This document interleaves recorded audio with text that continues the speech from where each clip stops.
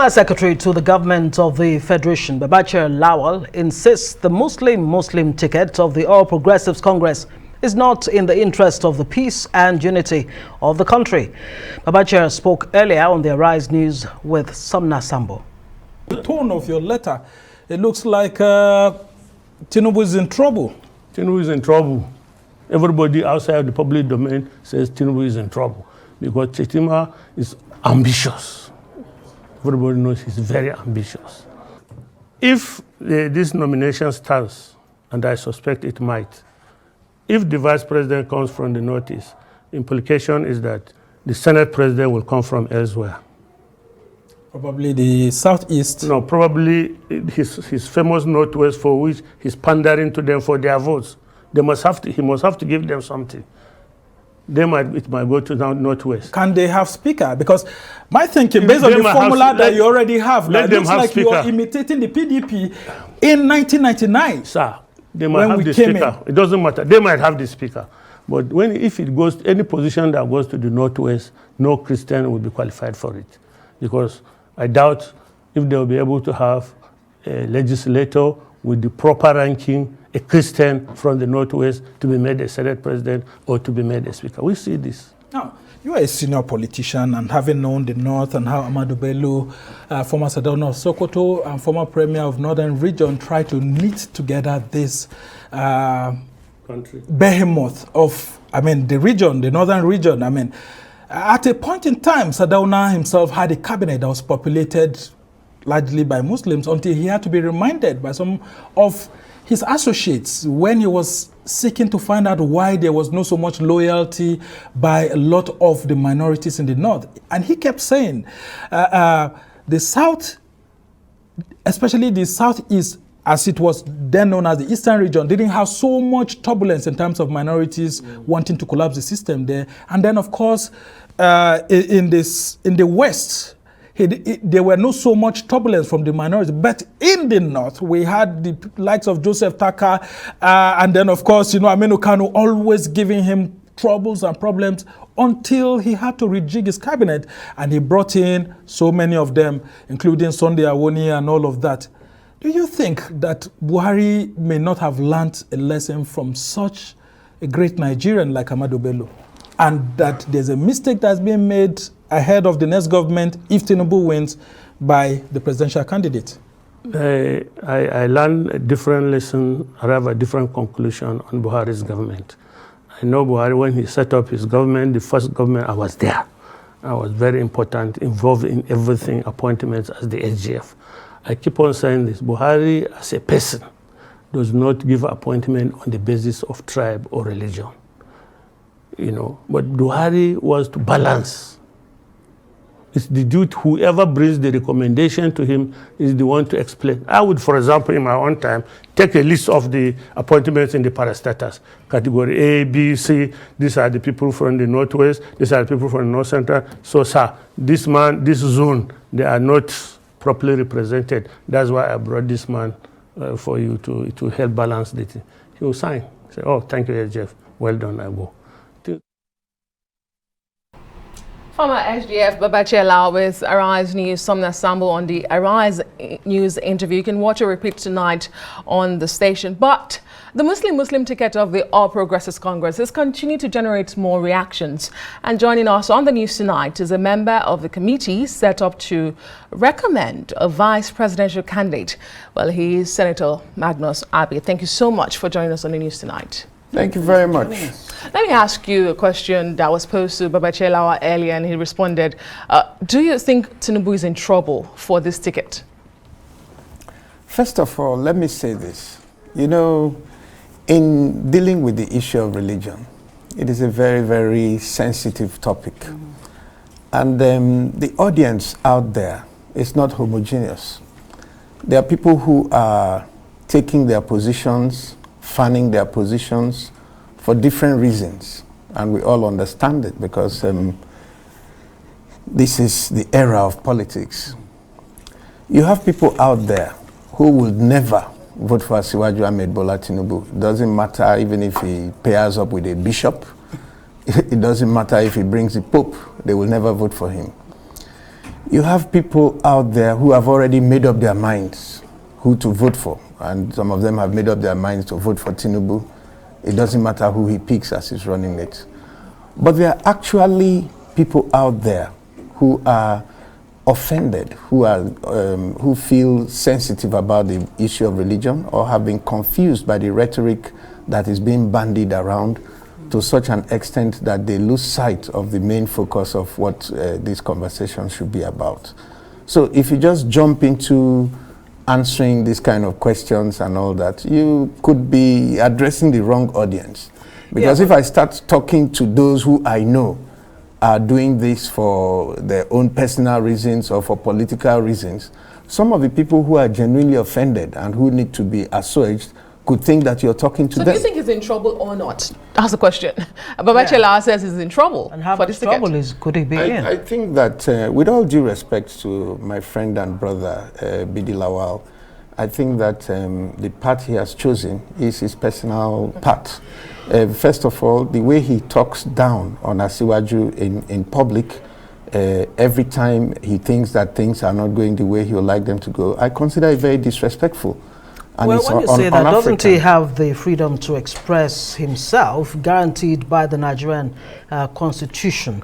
Now, let's talk about what exactly are your thoughts on this? Let me respond to that. Right. Yes, he has the freedom of speech as guaranteed by the Constitution, but he does not speak as a citizen who is talking as guaranteed by the Constitution. He speaks as an associate of Asiwaju. That's what gives prominence to what he's saying. So if you're speaking as an associate of somebody who you publicly proclaim is your friend, you are his supporter, you're working to make him president, you should show him some respect. Yeah, but shouldn't he be chided if, you know, he does what he thinks is not in the best interest of the nation at a time when, is that how you know, those who are, you know, complaining about this, who are raising issues with this, are saying, look, the fault lines are already wide enough. So to add this is like adding salt to injury. But I wonder what your thoughts really are on this ticket. And, you know, the wider, you know, the larger picture. And you were part of the committee that recommended a VP candidate for Tinibu. What exactly were the points, you know, that you put forward to help him in making this choice? Well, first of all, yes, I was a member of the committee, and the committee actually looked at a whole range of issues and possibilities in making the recommendations that we made. And part of, I'm a bit reluctant to discuss what we actually discussed in a subcommittee meeting of our strategy committee, because, I mean, that's what we should hold close. But the truth of the matter is that anybody who is a student of Nigerian politics understands that in a situation where the presidential candidate has come from a section of the country that is traditionally Christian, and then you have to choose a running mate from the other section of the country, you have to look at the possibility that it could go either way. And that depends not just on religion, but on a lot of factors. Who are those that are with you? Who are those who, you know, there are other things that you look at before you make your choice. Competence, loyalty, capacity. You know, you look within your political group. That's where you're going to get the VP from.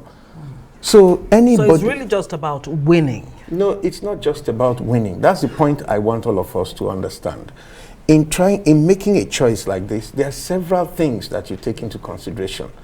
And what everybody is focusing on at this point is just one of the factors that you need to look at. Nobody is looking at any other factor.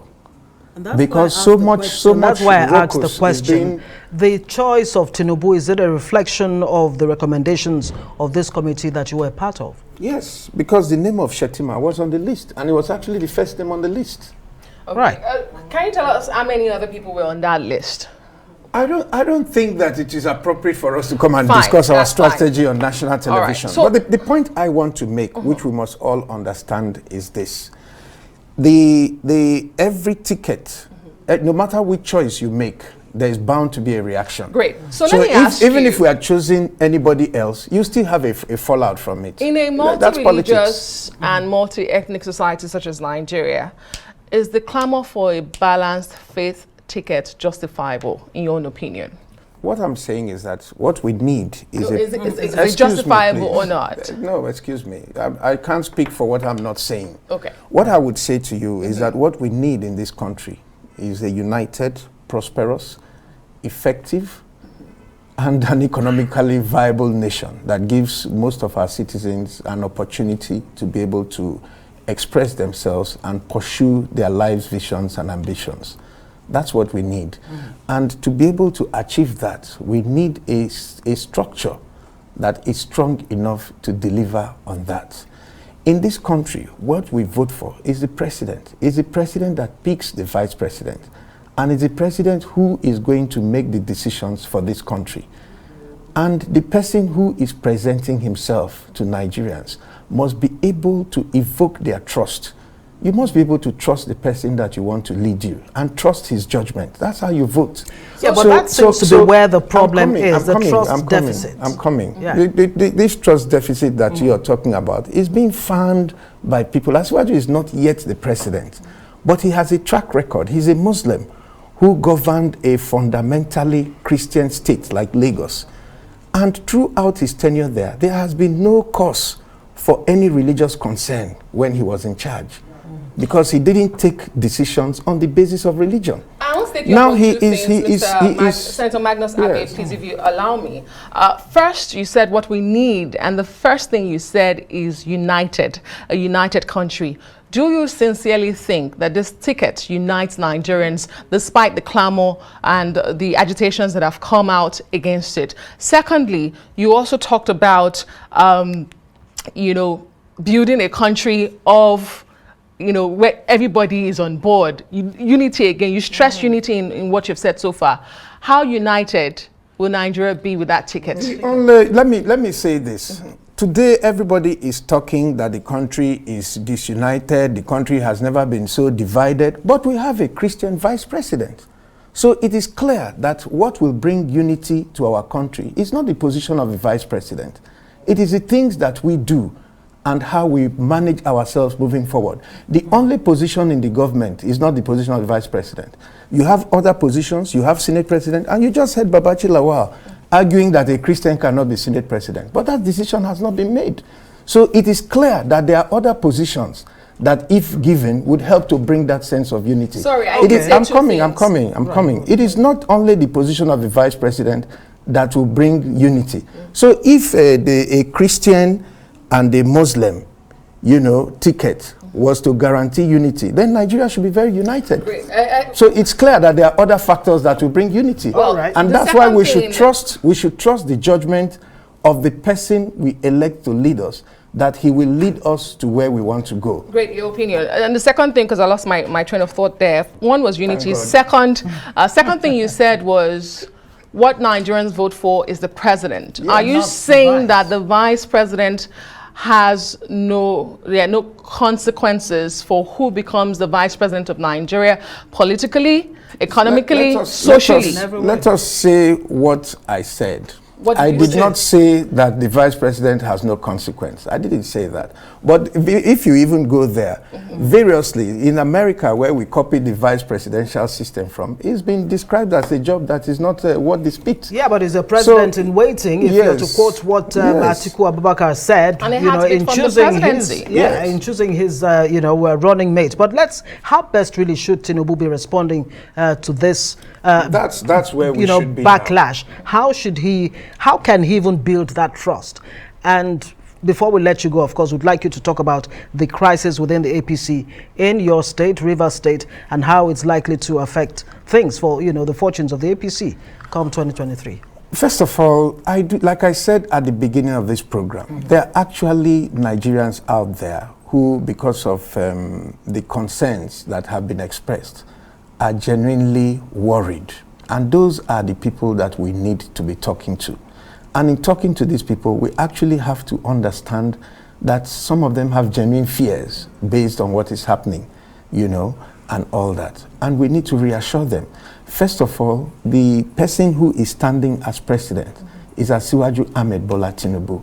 He picked the vice presidential candidate. His wife, his partner of over 40-something years, is a pastor in the Redeemed Church of God. and she is his partner for 40-something years. She's closer to him than anybody else. You think she should be at the forefront of that campaign? No. Where we see her there? Well, but she's a Christian, so it shows that he has a very high level of religious tolerance in him to begin with. And so fears that he's doing anything that he's doing based on religion would naturally be unfounded. Because if he was a religious bigot, it should start from his home. But that evidence is not there.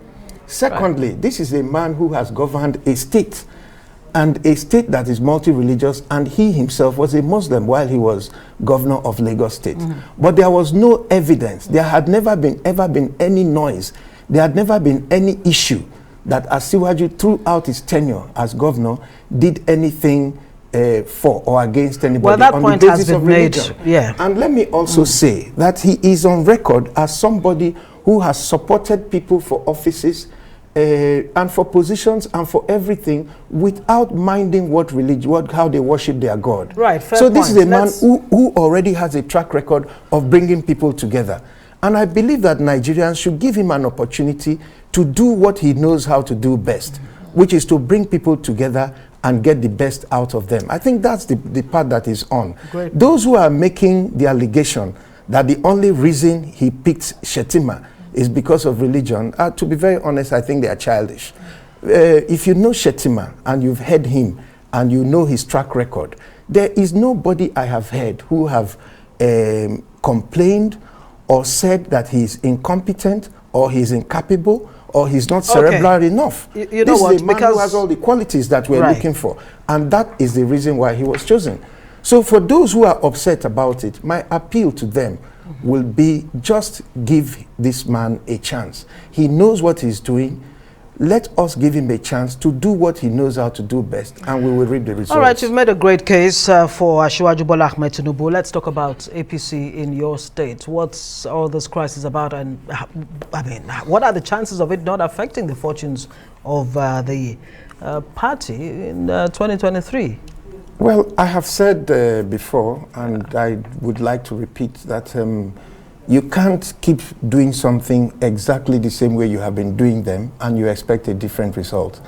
I look at the path that the APC in Rivers State has chosen in the past and the results they have gotten from those choices.